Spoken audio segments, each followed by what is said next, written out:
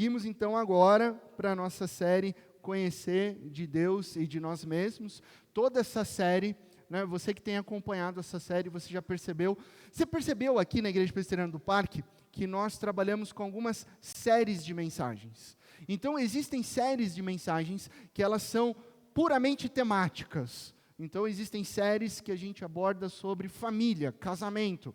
Outras séries, como a gente abordou no primeiro semestre, vida financeira. Então toda ela é temática e a partir dos temas nós extraímos a mensagem que se encontra nos textos bíblicos. Existem outras séries que nós fizemos, por exemplo, percorremos, vocês se lembram, o livro todo de Filipenses, perícope por perícope, uma série que demorou 3 meses e foi muito gostosa. Isso é o que nós chamamos de séries expositivas. Nós vamos trabalhar versículos por versículos e de lá extraímos a mensagem do livro bíblico. Essa série aqui é uma série um pouco diferente. Ela é expositiva, porque ela tira mensagens de textos bíblicos, mas ela é doutrinária. Então, ao longo dos domingos dessa série, nós estamos trabalhando temas doutrinários sobre quem é Deus. Semana passada falamos sobre onisciência, como entender a onisciência aplicada de Deus. Falamos anteriormente sobre Deus ser Espírito. Hoje vamos falar sobre a onipotência de Deus. Então, são temas doutrinários e a partir de textos bíblicos, nós mergulhamos sobre quem é Deus. Afinal, você só pode se conhecer melhor se você conhecer quem é Deus, porque eu e você somos criaturas feitas à imagem e semelhança de Deus. Não tem outra maneira de você se conhecer melhor se você não buscar o conhecimento de Deus. Inclusive é assim que João Calvino abre as suas institutas, trazendo o primeiro ponto a respeito do verdadeiro conhecimento. A verdadeira sabedoria é conhecer a Deus e conhecer a nós mesmos. Hoje eu quero te convidar a você abrir o seu texto bíblico, a sua Bíblia, ou acompanhar o texto aqui, no Evangelho de Marcos. Evangelho de Marcos, Novo Testamento, capítulo 5, e a nossa reflexão se dará dos versos 35 ao verso 43. Evangelho de Marcos, capítulo 5, do verso 35 ao verso 43. E diz assim a palavra de Deus: Enquanto Jesus ainda estava falando, chegaram algumas pessoas da casa de Jairo, o dirigente da sinagoga. Sua filha morreu, disseram eles. Não precisa mais incomodar o mestre. Uma pausa aqui, contexto, no versículo 22, Jairo tinha ido até Cristo Jesus e implorado: mestre, venha à minha casa, porque a minha filha está muito doente, a ponto de morrer.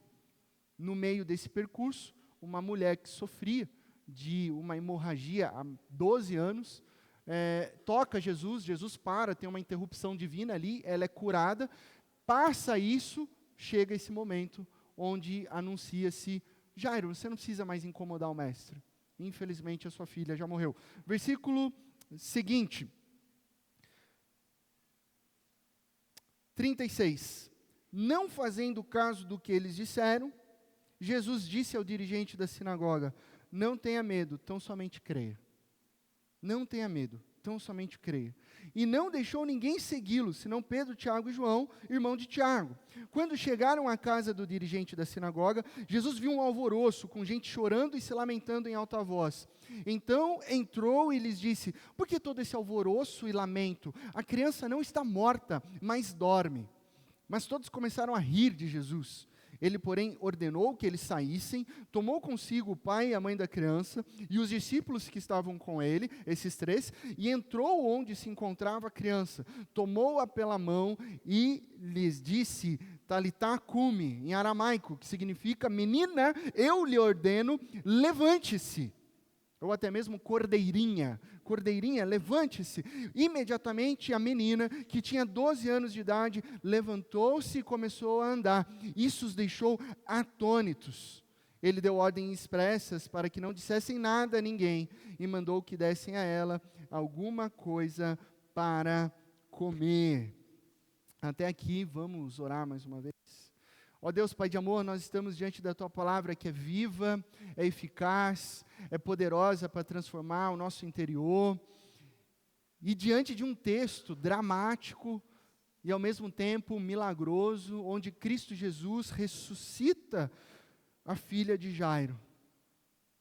Obrigado, Deus, por essa narrativa, hoje, nessa manhã, estar agora nas nossas mãos. O privilégio de lermos a Tua palavra. Pedimos, Santo Espírito de Deus, que sopre sobre os nossos corações, para que a gente possa conhecer mais quem é o Senhor, Deus Todo-Poderoso. E assim a gente possa viver debaixo da Tua soberana vontade.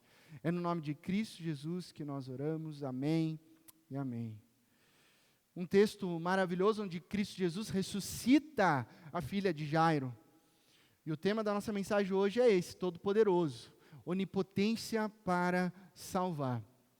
Talvez você, já numa caminhada sendo cristão ou cristã, já tenha sido questionado sobre a existência de Deus. Semana passada eu até citei aquele exemplo do paradoxo de Epicuro, né, quando as pessoas colocam em questão se Deus realmente é benevolente e se Ele existe. Hoje eu quero te lembrar que talvez você já tenha sido colocado em questão a respeito de um outro paradoxo, chamado paradoxo da onipotência.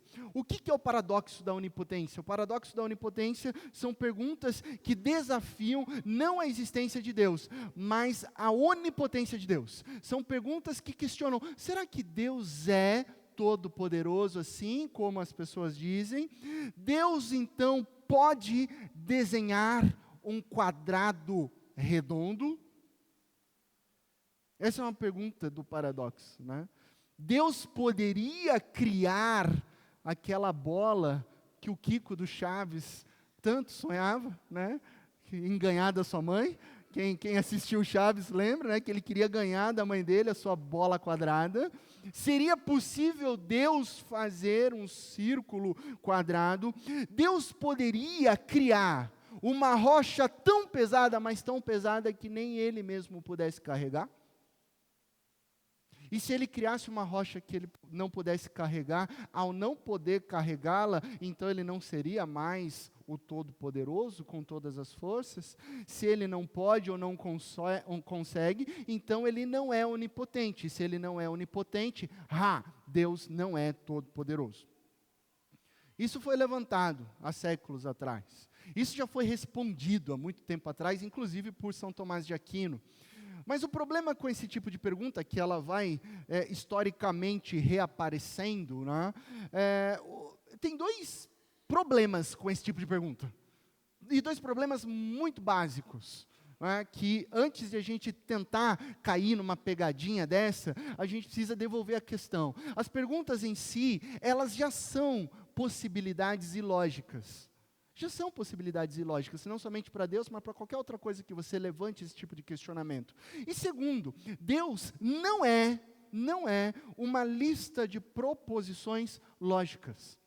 Deus não é um conceito filosófico. Deus é um ser pessoal. Deus é espírito. Deus, nós conversamos nos últimos encontros, que Deus e as Sagradas Escrituras não têm nenhum propósito objetivo de provar a existência de Deus. Não, a Bíblia parte do pressuposto que nós devemos crer em Deus.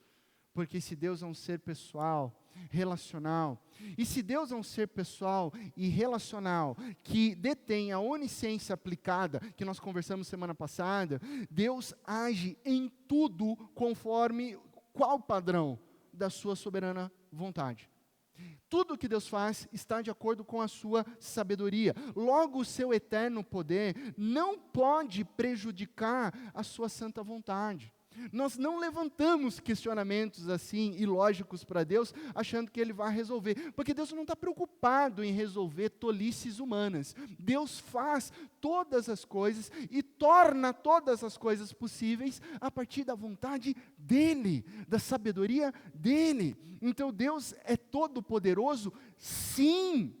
Ele pode fazer tudo o que Ele quiser em conformidade com os seus planos sábios. O poder de Deus é ilimitado. O poder de Deus continua ilimitado, até mesmo frente às mais diversas tolices humanas, como esses paradoxos que são levantados ao longo da história. C.S. Lewis, no seu livro O Problema do Sofrimento, um livro que inicialmente foi editado pela editora Vida, mas hoje tem Thomas Nelson, ele diz o seguinte: a sua onipotência significa poder para fazer tudo o que é intrinsecamente possível e não para fazer o que é intrinsecamente impossível na perspectiva de Deus. É possível atribuir-lhe milagres, mas não tolices. Não tolices. Isto não é um limite ao seu poder. Não é possível nem a Deus, nem a mais fraca de suas criaturas, executar duas alternativas que se excluem mutuamente. Isso é loucura, isso é idiotice. Não porque o seu poder encontre um obstáculo. Não há obstáculos diante do poder ilimitado de Deus, mas porque a tolice continua sendo tolice, mesmo quando é falada sobre Deus. Eu amo que C.S. Lewis traz palavras contundentes, né? Sem, assim, medir nenhum, mas ele é polido, né? Eu gosto do jeito que ele termina. A tolice continua sendo tolice, mesmo quando é falada sobre Deus, né? Então parem de levantar questionamentos tolos. É o que ele está dizendo nesse livro sobre o problema do sofrimento. E não somente diante de coisas mutuamente ilógicas Deus não pode fazer, mas existem várias coisas que a Bíblia diz para mim e para você que Deus simplesmente não pode fazer. E Ele não pode fazer, por quê? Por causa da sua essência, por causa de quem Ele é, por causa dos seus atributos, por causa da sua pessoalidade. Lá em Hebreus capítulo 6, diz claramente que Deus não pode mentir. Deus não pode mentir. A essência dEle é a absoluta verdade. Isso não significa que Ele não seja onipotente, mas Ele não pode mentir. Deus não pode mudar o seu caráter. O caráter de Deus é imutável. Deus é imutável. Aliás, esse foi um atributo que o pastor Lucas trouxe na pregação mês passado. A imutabilidade de Deus. Deus não é homem para mudar. Os seus planos não são alterados. A sua vontade não é alterada. O caráter dele não é alterado. Deus não pode pecar. Deus não pode pecar.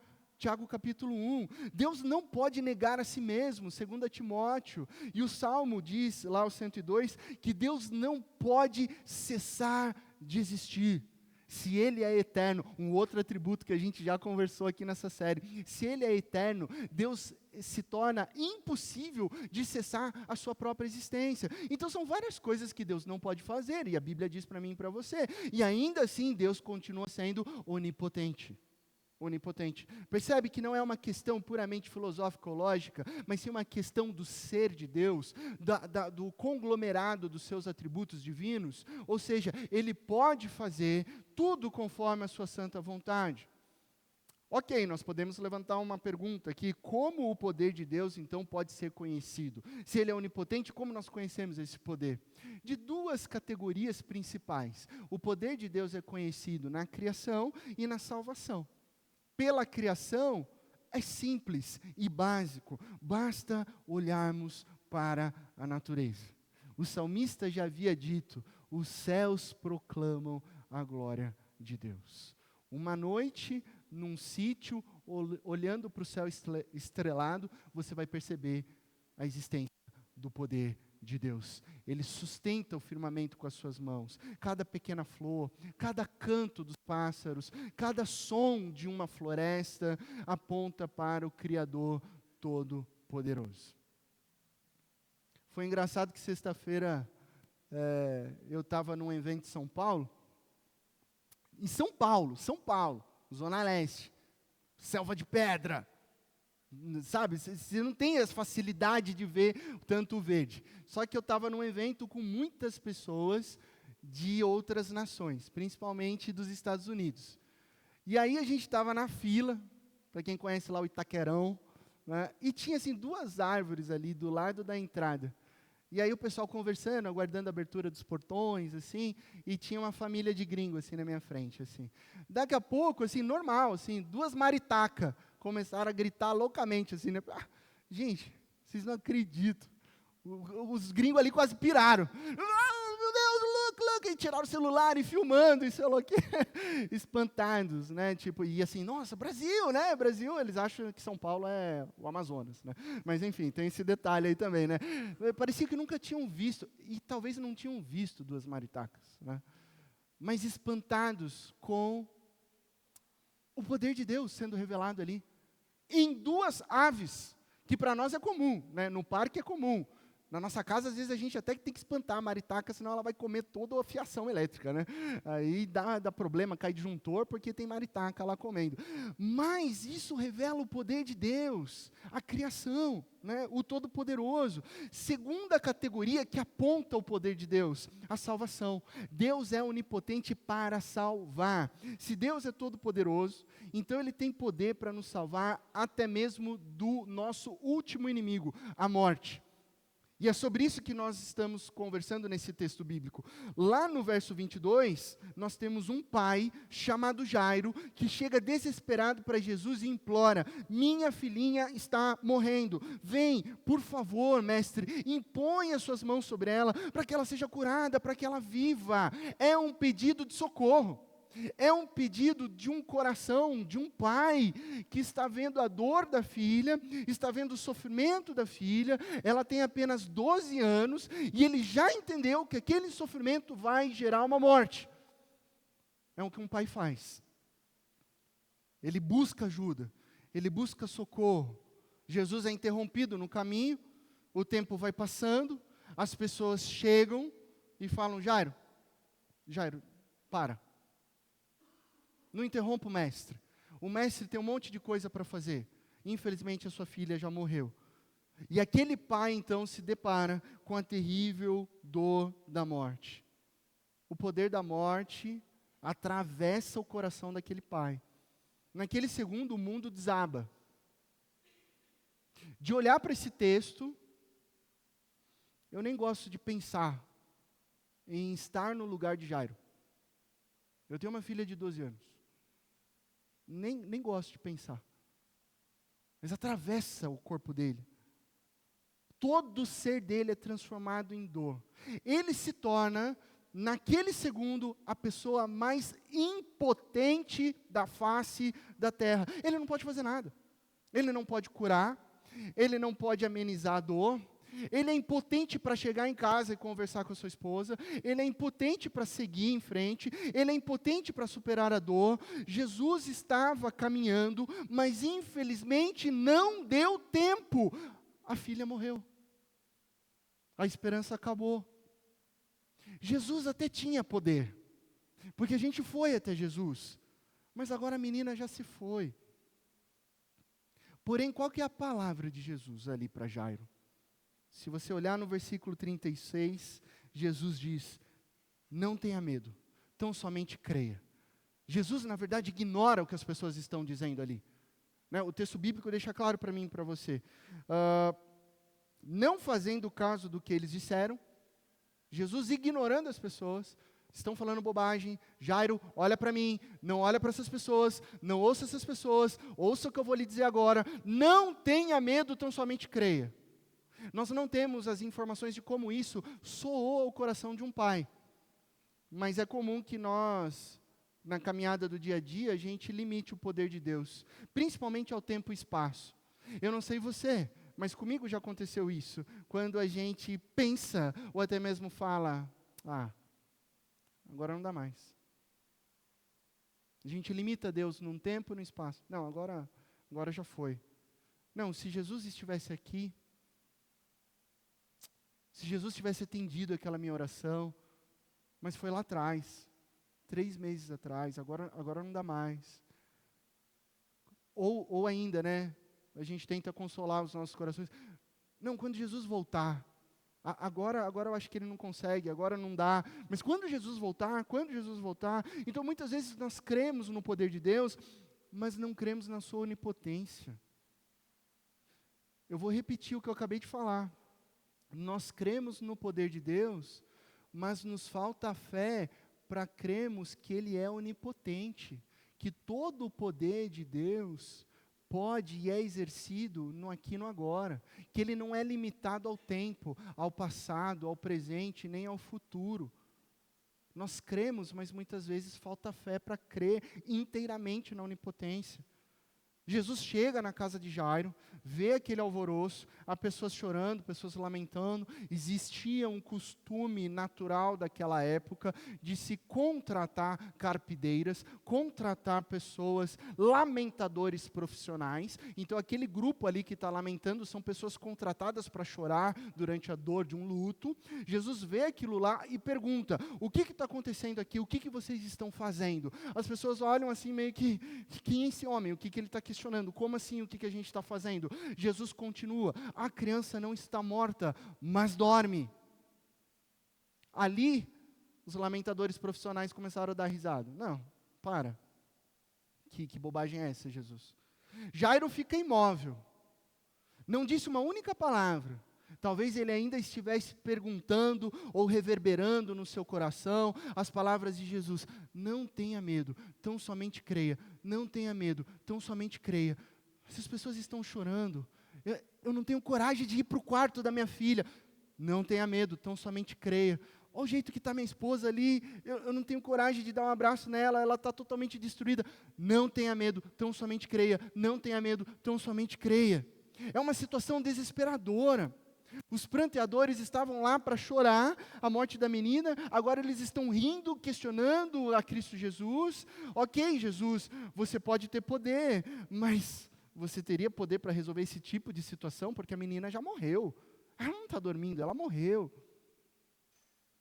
Será que isso é o significado do nosso ditado popular: só Jesus na causa?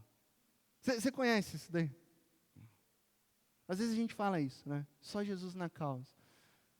A gente fala tanta coisa sem perceber, sem trazer a devida reflexão, que eu quero lançar essa pergunta: o que significa quando nós dizemos só Jesus na causa? Significa que nós realmente cremos que Jesus na causa vai transformar toda a situação, porque Ele é onipotente, ontem, hoje e sempre? Ou nós dizemos só Jesus na causa como uma situação de, já foi, agora só Jesus na causa? Isso nos levanta uma importante reflexão sobre a nossa fé. Será que nós cremos que Jesus é, como diz as Sagradas Escrituras, lá na carta de Paulo aos Coríntios, que Jesus é o poder de Deus, que Jesus é a sabedoria de Deus, que Jesus é o poder atuante aqui e agora? Será que nós cremos nisso? Será que nós vivemos essa perspectiva bíblica, onde não importam as circunstâncias, Jesus é o Deus Todo-Poderoso, que tem poder inclusive para vencer a morte? Será que nós cremos nisso? Ou não, a nossa fé é meia boca?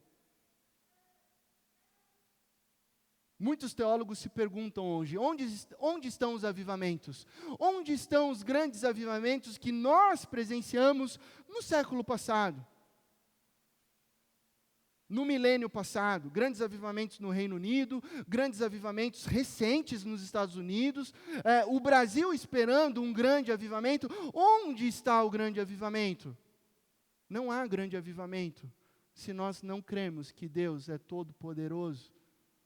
Ele é eficaz, Ele é presente aqui e hoje. Me desculpa, mas avivamento não vem a gente reunindo um monte de jovem lá nos estádios de futebol para cantar umas musiquinhas, tirar o tênis e levantar o tênis para cima aqui. Não, isso não é avivamento. Avivamento é joelho no chão. Avivamento é arrependimento. Avivamento é oração. Avivamento é crer que Deus é onipotente. Avivamento é viver a santa soberana de Deus. Avivamento não é usar a camisetinha Jesus Saves e bora lá. Não. Avivamento não é assistir só The Chosen e achar que você não precisa ler a Bíblia mais. Não, avivamento é coração. Avivamento é busca. Avivamento é crer que Jesus é poder de Deus aqui hoje. Por isso que a gente não vê o avivamento.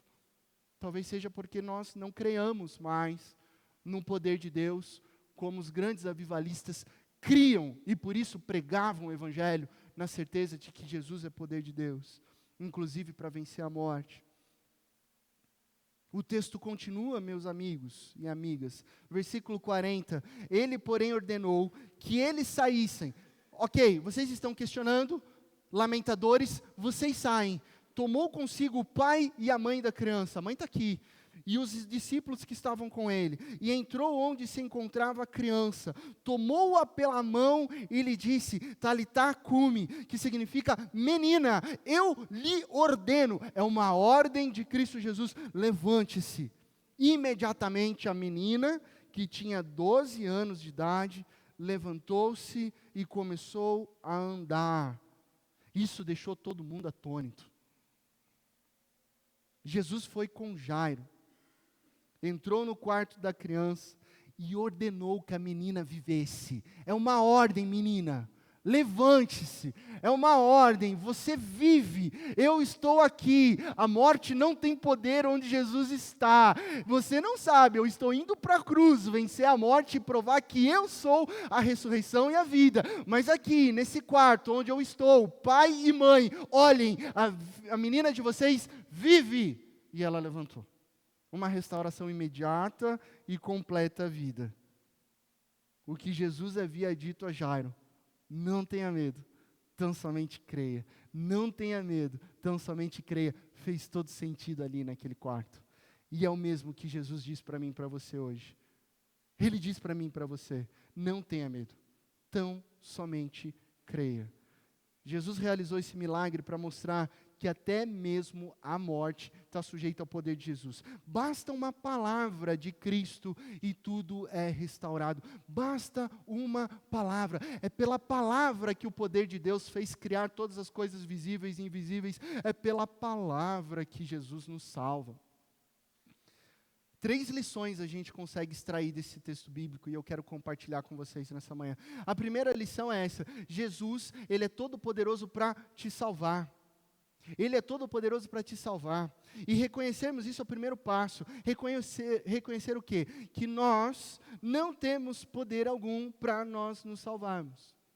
Tem que reconhecer isso. Eu não tenho poder nenhum para me salvar. Eu não tenho perspectiva nenhuma sem Jesus de ser obediente, santo, puro, irrepreensível. Eu não tenho sequer força, eu não tenho sequer vontade, amor ou obediência fora de Cristo Jesus. Por quê? A Bíblia vai dizer para mim e para você, lá em Efésios capítulo 2, que espiritualmente nós estávamos mortos em delitos e pecados. Mortos. Morto não fala, morto não anda, morto não tem vontade, morto não obedece. Essa era a nossa situação espiritualmente, vivendo o meu próprio eu, vivendo em desobediência e distância de Deus. Essa é a nossa má notícia. Eu preciso te trazer uma má notícia, uma notícia ruim. Mortos não se levantam por conta própria. Espiritualmente, eu e você estávamos mortos, distantes de Deus. Mas eu quero te trazer uma boa notícia. A boa notícia é que Jesus nos levanta da morte espiritual. E com o poder da sua palavra, Ele diz, eu lhe ordeno, levante-se. É Cristo Jesus que nos salva. Não sou eu. Eu sou um miserável homenzinho pecador. Essa é a grande verdade. Mas Cristo Jesus me levanta do pecado. Então a filha de Jairo foi ressuscitada com 12 anos. Ela viveu, ela cresceu. E olha só que interessante. Ela morreu depois. Às vezes a gente não para pensar nisso, né? Ela morreu 2 vezes. Mas ela morreu. Ela não está aí viva até hoje. Não. Ela morreu. Mas porque creu em Jesus, ela vive para sempre. Esse é o ponto, essa é a boa notícia do Evangelho de Jesus. O Jesus que venceu a morte é o mesmo Jesus que garante a vida eterna. E se você crê em Cristo Jesus, as palavras de Cristo diz, ainda que você morra, você viverá. E quando Jesus voltar, aí sim nós ressuscitaremos com Ele em corpos glorificados, para jamais morrermos. Esse é o ponto. A segunda lição é, Jesus é todo poderoso para salvar outras pessoas. Essa é a história de um pai que vai até Jesus para que salvasse outra pessoa, a sua filha. É isso que pais e mães fazem, esse é um ponto super pacífico, e é isso que nós fazemos por pessoas que nós amamos, né? Quantas pessoas você conhece? Quantas pessoas você ama? Ama. Pode ser um irmão, pode ser uma irmã, pode ser um grande amigo. Você ama profundamente essa pessoa, mas ela ainda não foi alcançada por Jesus. Ela ainda não entendeu que Cristo Jesus é a salvação e o sentido existencial para toda a vida humana. Muitas delas estão desinteressadas, outras zombam da sua fé. Ah, lá vai o crente lá, domingo de manhã, lá na igreja do pastor. Que idiota. Outras estão totalmente distantes de Deus, não zombam, não afirmam, mas estão vivendo uma vida de agnosticismo. Se acreditar, eu acredito, se não acreditar, também não acredito. Se nós acreditamos no Jesus Todo-Poderoso, então a mensagem para mim e para você na manhã é: não perca a esperança de que Jesus pode salvar outras pessoas. Se você crê que Ele é todo-poderoso, não perca a esperança de que Jesus pode alcançar esse coração. O dia que você duvidar, o dia que você perder a esperança de que Deus pode alcançar uma outra pessoa, esse é o dia em que você deixou de acreditar em Deus, pois o Deus da Bíblia é o Deus onipotente. O dia em que você deixar de acreditar em Deus, deixar de acreditar na onipotência de Deus, você parou de acreditar em Deus, porque o Deus da Bíblia é o Deus onipotente. E para Deus nada é impossível, né? Eu gosto de falar isso, para Deus não é nada impossível, primeiro porque é uma afirmação escriturística, e segundo que eu vivencio isso, para Deus não há nada impossível. Né? Eu ser pastor é uma impossibilidade humana que se tornou possível por causa da graça de Deus. Se você me conhecesse lá em Itapetininga, na década de 80, se você fosse a minha professora no ensino fundamental, né? Aliás, eu tive que depois fazer uma via, né, de encontrar as minhas professoras e pedir desculpa por tudo que eu fiz por elas, né, na sala de aula.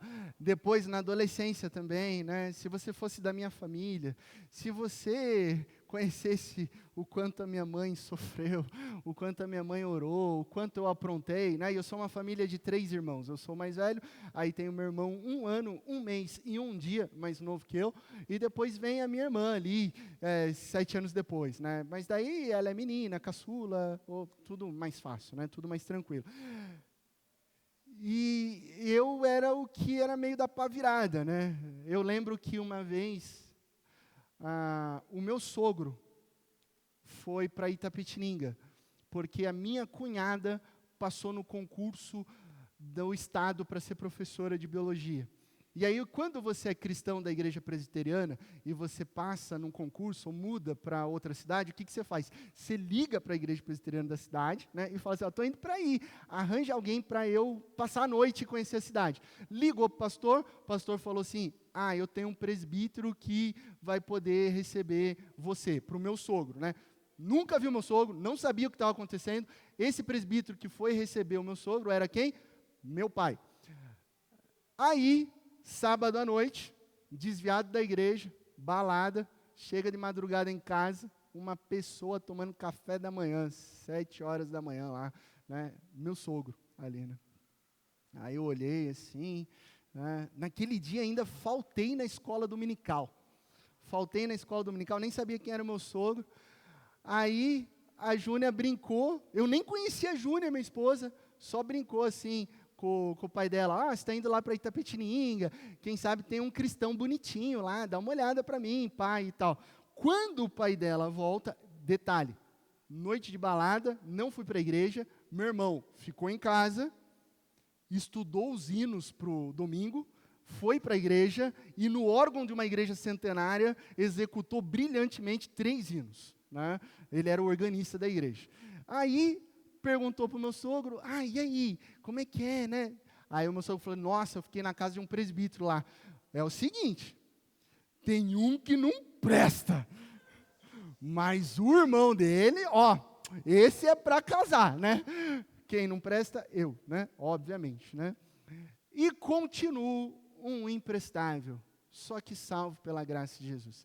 Depois eu tive um encontro com Deus, minha vida foi transformada, mas esse é o ponto do Deus do impossível, porque a minha vida estava indo para um rumo de morte, de dor, de separação, e foi Deus que transformou a minha vida. Foi Deus que transformou a minha vida. Então, para Deus, nada é impossível. Muitas coisas são impossíveis. E por que eu estou dizendo isso? Né? Porque assim como o meu sogro, hoje que me ama, né?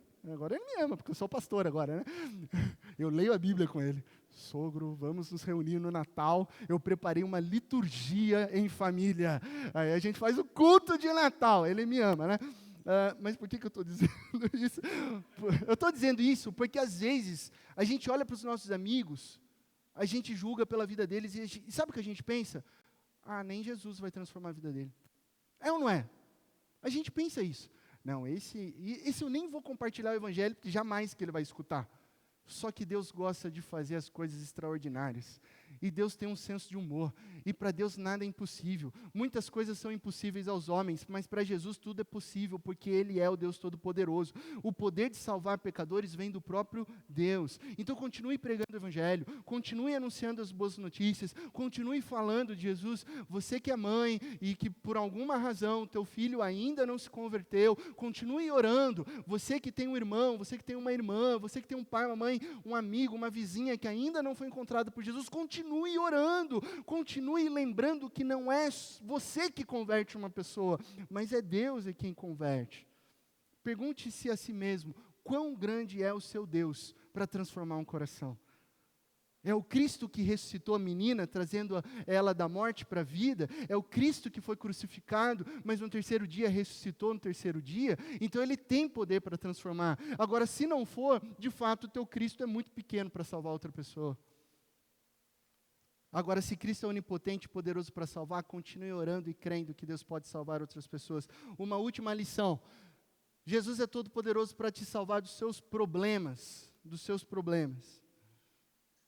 Isso é muito importante. Jesus é todo poderoso para te salvar dos seus problemas. Obviamente, sendo pastor, eu recebo em gabinete, eu recebo em aconselhamento pastoral toda sorte e diversidade de problemas. Todos os tipos de problemas que existem no mundo já chegaram no meu gabinete.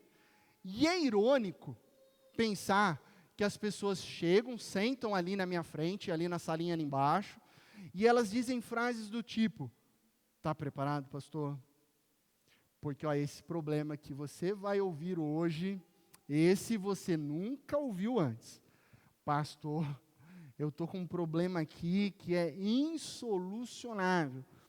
Dá até a impressão que as pessoas chegam ali na minha sala, tentando provar que o que elas me trazem é algo impossível de ser resolvido.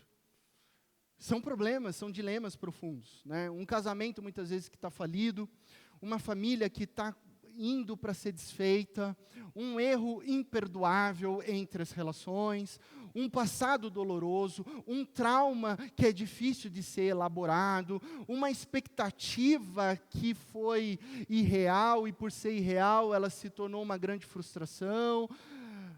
Pastor, falei para o senhor que esse é um problema que o senhor não consegue resolver?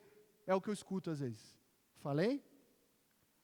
E é nessa hora que geralmente eu faço duas coisas. Uma, eu só penso e não falo. E a outra eu falo porque eu tenho certeza. Uma eu só penso, não falo. A outra eu falo porque eu tenho a mais absoluta certeza. Hoje eu vou falar o que geralmente eu penso e não falo. Olha só, você vai descobrir um segredo hoje. Nessa mensagem, eu vou contar o meu segredo. O que eu penso e eu não falo, e eu olho nos olhos daquela pessoa que está compartilhando ali comigo, quando ela fala, está vendo que esse problema é impossível de o senhor resolver? Eu penso. É verdade, eu penso. É verdade. Se eu não consigo resolver nem os meus problemas, quanto mais esse. Como é difícil. E eu olho, acolho, mas não digo nada disso que eu acabei de falar para vocês. Eu não consigo resolver mesmo. Essa é a parte que eu penso. Não falo. E ao mesmo tempo, silenciosamente eu oro. Deus, é contigo. O que eu acabei de escutar aqui, eu não resolvo. Não falo porque eu só falo o que eu tenho certeza. Aí vem o que eu digo e o que eu tenho certeza. Não importa o tamanho da gravidade do seu problema. Eu me recuso a dizer que Deus não tem solução. Isso eu falo. Eu falo imediatamente, olha, não importa o tamanho, a gravidade, a circunstância do seu problema, mas eu como pastor, eu me recuso a dizer que Deus não tem solução, porque Deus tem solução. Ele é poderoso para te salvar de qualquer problema. Ninguém que crê em Cristo Jesus está fora do auxílio daquele que é o Deus Emanuel, o Deus conosco. Então eu tenho a mais absoluta certeza, e eu tenho por viver isso, eu tenho por experimentar isso, eu tenho por experimentar isso na vida das pessoas que chegam desesperadas no meu gabinete, eu tenho certeza de que não importa o tamanho, a dificuldade do seu problema, ele não pode ser maior que o poder de Deus. Não é maior que o poder de Deus. Eu tenho a mais absoluta certeza, sabe do quê? De que em Cristo Jesus todas as coisas ficarão bem. Não porque eu tenho poder, não porque você tem poder, não, mas porque Cristo Jesus tem poder e Ele é maior que todos os seus problemas. Ponto. Nem tentações, nem solidão, nem erros do passado, terríveis erros do passado, nem doença, nem pobreza, nem perseguição, nem mesmo a morte pode vencer o nosso Deus que é todo-poderoso. O que eu digo com toda a convicção, é que o nosso Deus resolve todos os nossos problemas. E eu vejo isso acontecendo, muito através dos aconselhamentos. Nem sempre da maneira como a gente deseja. Aqui vem um ponto principal, né? Nem sempre da maneira como a gente deseja. Porque a gente tem aquela péssima mania de falar assim, ó, Deus, o Senhor vai resolver esse meu problema, mas é assim que o Senhor vai resolver. Eu já trilhei, ó, é esse caminho aqui, assim, ó, está pronto o meu plano, resolve aí, Senhor. Não. Nem sempre é do jeito que a gente planejou. Mas é muito melhor do jeito que Deus planeja. Em Cristo Jesus jamais seremos derrotados. Pelo contrário, em Cristo Jesus nós somos mais que vencedores. O texto que nós lemos, Marcos capítulo 5, é o clímax de uma construção progressiva e literária que Marcos está fazendo. E depois em casa você pode conferir, que Marcos começa no final do capítulo 4, uma progressão literária. Ele começa quando ele traz a história de Jesus acalmando a tempestade. Há uma ordem de Jesus, e Jesus tem poder sobre a natureza. Depois, capítulo 5, Jesus cura um endemoniado. Jesus tem poder sobre os demônios. Seguindo no capítulo 5, surge a mulher de hemorragia, com hemorragia há 12 anos. Jesus tem poder sobre as doenças. O texto continua até chegar no clímax, que é o texto que nós lemos. A ressurreição da filha de Jairo. Jesus tem o poder sobre a morte. Natureza, demônios, doenças e morte. É uma construção intencional do poder de Cristo Jesus. Ou seja, não tem nenhum tipo de problema que não pode ser resolvido por Cristo Jesus, o Deus Todo-Poderoso. Isso é maravilhoso. Porque nós podemos crer e lançar fora o medo de que não há nenhum problema que seja maior que o nosso Deus. Não há nenhum problema que não possa ser resolvido pelo nosso Deus.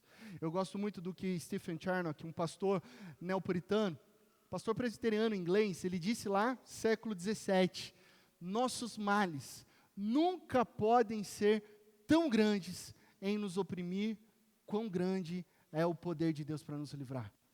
O mesmo poder que fez o mundo a partir do caos e o formou e até aqui tem preservado o movimento regular das estrelas, pode criar ordem nas nossas confusões e luz na nossa escuridão.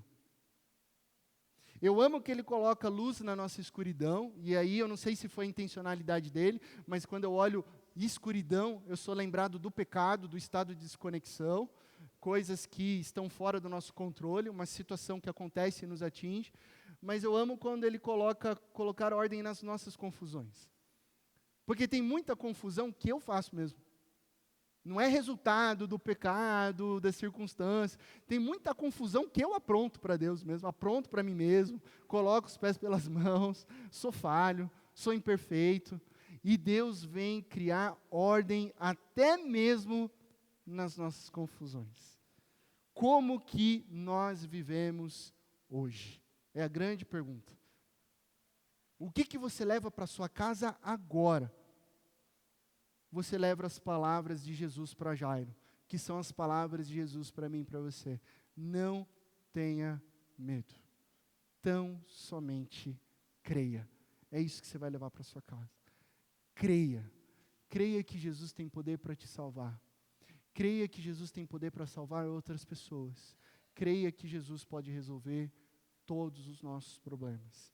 Sem medo, porque o amor lança fora o medo. Tão somente creia no Cristo, que é poderoso para nos salvar, que do nosso maior problema, que é o pecado e a separação de Deus, Ele nos salvou morrendo numa cruz no nosso lugar. Por causa da cruz de Cristo eu tenho perdão, você tem perdão, nós temos relacionamento com Deus. Por causa da ressurreição de Cristo, nós temos a esperança de uma vida plena e eterna. Ele é poderoso para nos salvar, Ele é poderoso para nos dar vida, pois pelo seu poder, Deus ressuscitou Cristo Jesus e também nos ressuscitará. Amém? Que Deus te abençoe, na mais absoluta certeza de que em Cristo Jesus todas as coisas ficarão